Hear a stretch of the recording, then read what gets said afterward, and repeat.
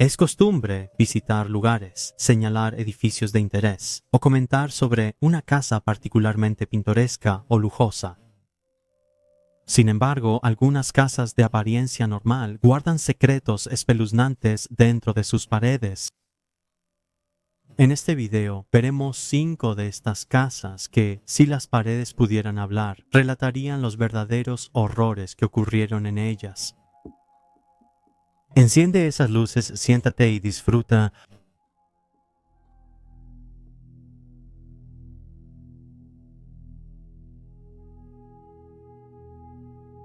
La mansión maldita. Durante décadas, una mansión de varios millones de dólares ha quedado vacía en un vecindario de lujo en Los Feliz, Los Ángeles. La casa ganó reputación de estar maldita desde que sus primeros residentes se mudaron hace casi 100 años. La reputación se consolidó en 1959 cuando fue escenario de un crimen inenarrable. Oficialmente conocida como Glendower Place, la mansión de 5.050 pies cuadrados fue construida en 1925. Sus primeros propietarios fueron Harold y Florence Schumacher. Sin embargo, a los 3 años de la compra de su casa de ensueño, ambos estaban muertos. Más tragedia siguió para el siguiente propietario, el editor de revistas Welford Beaton. Su hijo falleció en la casa solo días antes de su 21º cumpleaños y un año después, Beaton enfrentó la bancarrota. La casa fue entonces vendida al Dr. Harold Perelson y él se mudó con su esposa Lillian y sus 3 hijos. Sin embargo, en la noche del 6 de diciembre de 1959, el Dr. Perelson se volvió loco y golpeó a su esposa hasta la muerte con un martillo de bola y trató de golpear a su hija de 18 años, Judy. Sin embargo, Judy logró escapar y pedir ayuda. Cuando llegó la policía, encontraron a Perry Lawson muerto junto a su esposa, después de que tomó una mezcla fatal de agua, ácido y pastillas tranquilizantes. Afortunadamente, sus otros 2 hijos resultaron ilesos. Se ignora la razón por la que el doctor enloqueció. No obstante, la policía entonces pensaba que era por cuestiones financieras. También se reveló que había sido hospitalizado después de la Segunda Guerra Mundial con problemas mentales. Un año después del asesinato-suicidio, Emily y Julian Enríquez compraron la casa. Jamás la habitaron ni modificaron su decoración inicial. En 1994, su hijo heredó la casa y, al igual que sus padres, ni se quedó ni hizo ningún cambio en la mansión. Con el paso de los años, vecinos y visitantes informaron que al mirar a través de las ventanas sucias veían un lugar congelado en el tiempo. Observaron un televisor al estilo de los años 1950, un árbol de Navidad y regalos cuidadosamente envueltos en las habitaciones polvorientas. En 2016, la casa fue comprada por la abogada de derechos civiles Lisa Bloom, conocida por su trabajo con Harvey Weinstein. No está claro si alguna vez vivió allí, pero vendió la propiedad en 2020 por $2.400.000 después de que había sido completamente renovada. La casa fue vendida a un inversor inmobiliario. Sin embargo, parece que las cosas no salieron bien. Y en el momento de escribir esto, la casa corre el riesgo de ser embargada y está programada para ser vendida. Será interesante ver si alguien está dispuesto a asumir una casa donde tuvo lugar uno de los crímenes más infames de Hollywood. ¿Lo harías tú?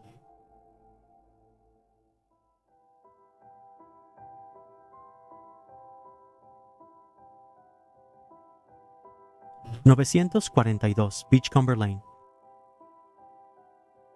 Esta casa en Clear Lake, Houston, luce bastante común. Sin embargo, nunca juzgues un libro por su portada, ya que aquí es donde una madre ahogó a sus 5 hijos en la bañera familiar. La enfermera registrada Andrea Kennedy se casó con Russell Yates, un ingeniero de la Administración Nacional de Aeronáutica y del Espacio en 1993. Ambos eran profundamente religiosos y anunciaron después de su día de boda que buscarían tener tantos bebés como la naturaleza permitiera. La pareja tuvo 5 bebés a pesar de las luchas de Andrea con la psicosis y la depresión posparto.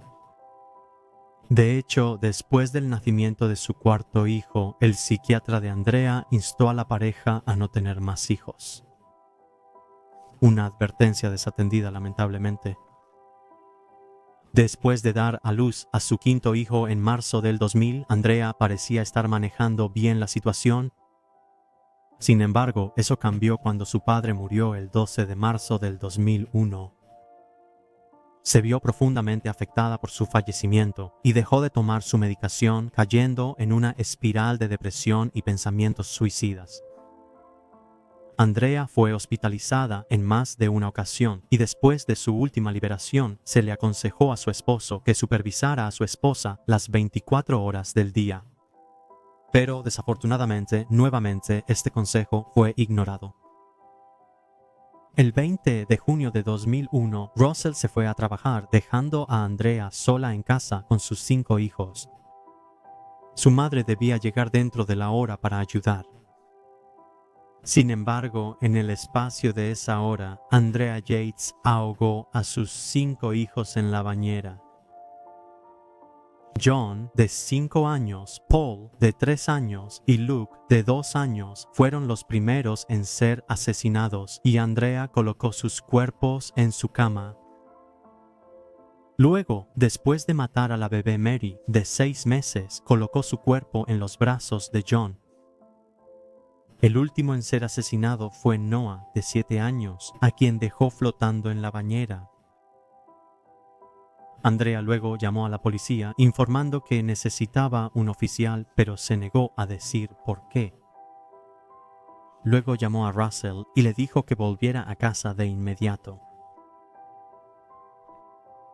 Cuando llegaron los oficiales, descubrieron la desgarradora escena. Después de que la policía arrestó a Andrea, ella confesó inmediatamente que era la mujer que ahogó a sus hijos.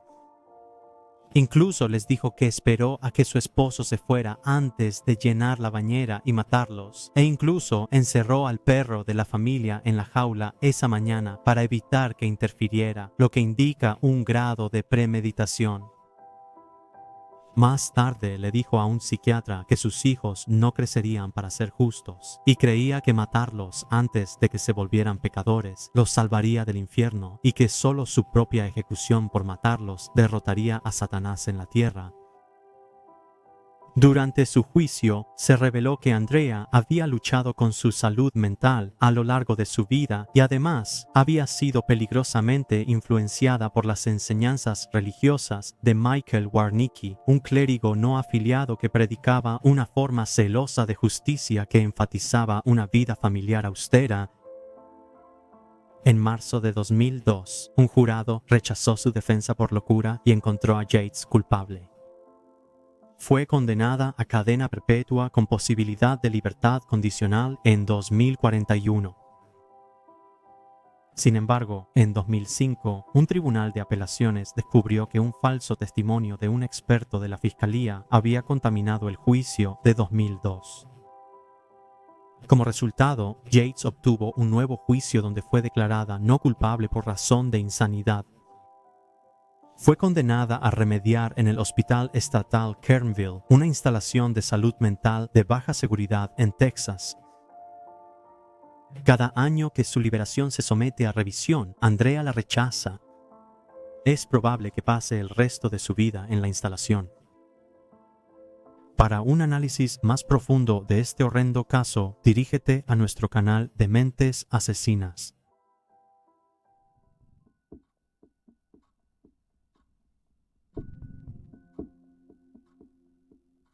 Casas del horror.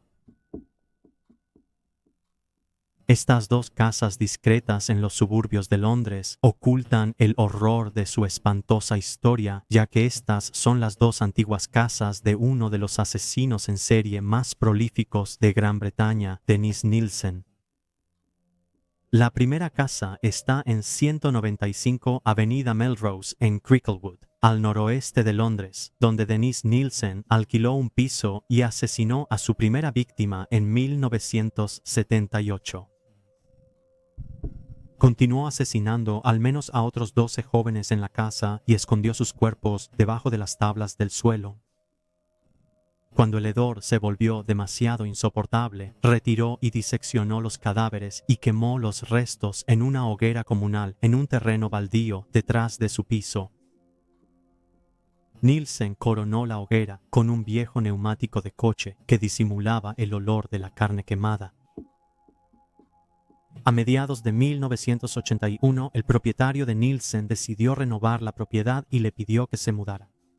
En un pánico, el día antes de desalojar su piso, Nilsen quemó los últimos cuerpos diseccionados que quedaban en el piso, asegurándose nuevamente de que la hoguera estuviera coronada con un viejo neumático de coche para disimular el olor. El 5 de octubre de 1981, Nilsen se mudó a un piso en 23D Cranley Gardens, en Muswell Hill, norte de Londres. En su nuevo hogar, Nilsen no tenía acceso a un jardín y, debido a que era un piso en el ático, no podía esconder ningún cuerpo debajo de sus tablas del suelo.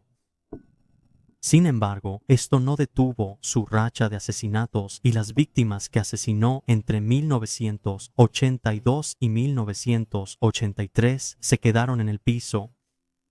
Hervía sus cabezas, manos y pies para eliminar la carne y la tiraba junto con los huesos más pequeños por el inodoro. El 4 de febrero de 1983, Nilsen escribió una carta de queja a los agentes inmobiliarios diciendo que las tuberías en Cranley Gardens estaban bloqueadas y la situación para él y los otros inquilinos de la propiedad era intolerable. Días después, llegó el servicio Dino Road para diagnosticar el problema de drenaje bloqueado. Después de abrir una tapa de drenaje en el costado de la casa, descubrieron que estaba llena de una sustancia similar a la carne y numerosos huesos pequeños de origen desconocido. Temiendo que fueran humanos, los trabajadores alertaron a la policía. Un patólogo confirmó pronto que los restos eran humanos y se estableció que habían sido arrojados desde el piso superior que ocupaba Nilsen. Cuando los oficiales visitaron a Nilsen, inmediatamente se vieron abrumados por el olor a carne podrida. Poco después, se descubrieron restos humanos y Nilsen fue llevado a la estación de policía. En el camino, los oficiales le preguntaron si los restos en su apartamento pertenecían a una persona o a dos. Respondió 15 o 16 desde 1978. Nelson fue llevado a juicio el 24 de octubre de 1983, acusado de 6 cargos de asesinato y 2 de intento de asesinato. Se declaró no culpable de todos los cargos alegando responsabilidad disminuida. El jurado llegó a un veredicto de culpabilidad por mayoría en todos los cargos y condenó a Nelson a cadena perpetua con la recomendación de que cumpla un mínimo de 25 años. Esto fue cambiado más tarde a una tarifa de vida completa en diciembre de 1994. Como resultado, Nelson fue efectivamente encarcelado de por vida, un castigo que aceptó y decidió no apelar.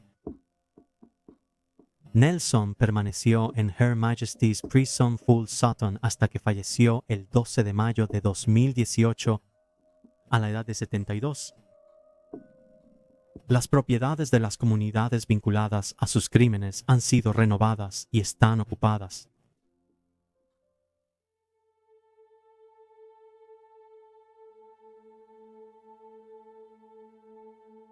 Cabaña Mount Pleasant Kindness, Powys, Mid Wales. Esta pintoresca casita en el campo galés se volvió fundamental para la investigación sobre la desaparición de April Jones, de 5 años. En la noche del 1 de octubre de 2012, April suplicó a sus padres que la dejaran jugar con un amigo afuera a pesar de que era tarde. Finalmente, sus padres accedieron, con su madre diciéndole que no se quedara fuera demasiado tiempo. Después de unos 20 minutos, la madre de April se preocupó por su paradero y salió a llamarla para que volviera. Al no poder encontrarla, llamó al 999. April fue vista por última vez alrededor de las 7:15 de la noche jugando con sus amigos en la urbanización Bryn Agog en Machynlleth. El primer oficial en la escena habló con un testigo menor de edad que informó haber visto a April subirse a una furgoneta gris. Se llevó a cabo una búsqueda a gran escala en Machynlleth, con numerosos civiles, algunos alertados por las redes sociales, participando. El número de buscadores se incrementó a cientos en las primeras horas de la mañana del 2 de octubre. Hasta el entonces primer ministro David Cameron pidió al público el retorno seguro de April. Se convirtió en la mayor búsqueda de persona desaparecida en la historia policial británica. Pronto, Mark Bridger se convirtió en sospechoso, ya que coincidía con la descripción del hombre que el testigo había visto con April antes de subirse a su furgoneta.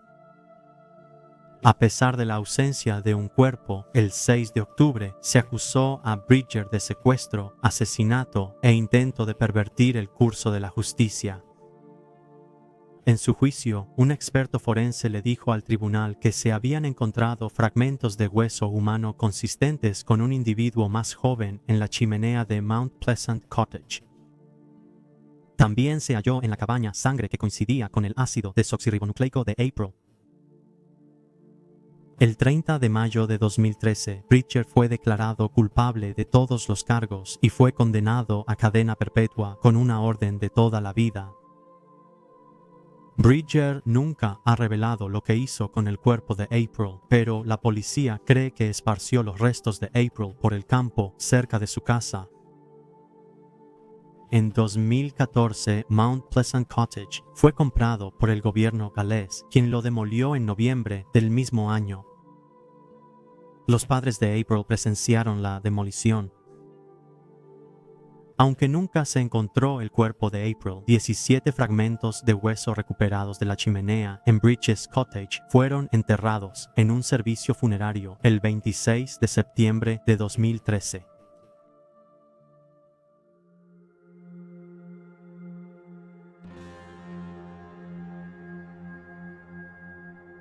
Finca familiar de Alex Murdaugh Moselle. Esta impresionante casa es parte del coto de caza de 1,772 acres en el rural condado de Colleton, Carolina del Sur, que anteriormente era propiedad del heredero de la dinastía legal Alex Murdaugh. Pero no te dejes engañar por su impresionante fachada. También es el lugar de presunto tráfico de drogas, la misteriosa muerte de la ama de llaves de largo plazo, Gloria Satterfield, y un espeluznante doble asesinato. Después de la muerte de Satterfield en 2018, Murdaugh afirmó que los perros la hicieron caer por las escaleras para obligar a sus aseguradores a hacer un pago de liquidación que él se embolsó. El 7 de junio de 2021, a las 10:07 de la noche, Alex Murdaugh llamó al 911 para decir que había encontrado los cuerpos sin vida de su esposa Margaret y su hijo Paul cerca de las perreras de la familia en su extensa propiedad. Ambos habían sido disparados varias veces en la cabeza, las muñecas y el pecho con diferentes armas. Cuando llegaron los oficiales, Murdaugh afirmó que había estado con su madre, que tiene demencia, en el momento de los asesinatos. Sin embargo, los datos del teléfono móvil, incluyendo un video que contiene su voz, lo ubicaron en la escena del crimen. Inicialmente, Murdaugh fue considerado sospechoso, pero pasó más de un año para que fuera arrestado. En julio de 2022 fue acusado de 2 cargos de asesinato y 2 cargos de posesión de armas. Durante este tiempo, Murdaugh intentó contratar a alguien para que lo matara sin éxito, supuestamente para que su hijo mayor pudiera cobrar su seguro de vida. Además, se le presentaron numerosos cargos relacionados con delitos financieros. Durante lo que se denominó el juicio del siglo, Murdaugh se declaró no culpable, pero admitió haber mentido repetidamente a los oficiales de policía sobre estar en los kennels la noche de los asesinatos. Atribuyó estas mentiras a un pensamiento paranoico debido a su adicción a las drogas. También confesó haber robado a sus clientes legales y a su firma, así como haber pedido a un pariente que le disparara. El 2 de marzo de 2023, después de menos de 3 horas de deliberación, el jurado encontró a Murdaugh culpable de 2 cargos de asesinato y 2 cargos de posesión de un arma durante un delito violento. Debido al intenso interés público en el caso, el veredicto se transmitió en vivo en todo Estados Unidos, en los principales noticieros. Murdaugh fue condenado a 2 cadenas perpetuas consecutivas sin la posibilidad de libertad condicional. Actualmente reside en la institución correccional McCormick en una celda de 8 por 10 pies, muy lejos de la mansión de lujo en la que solía vivir.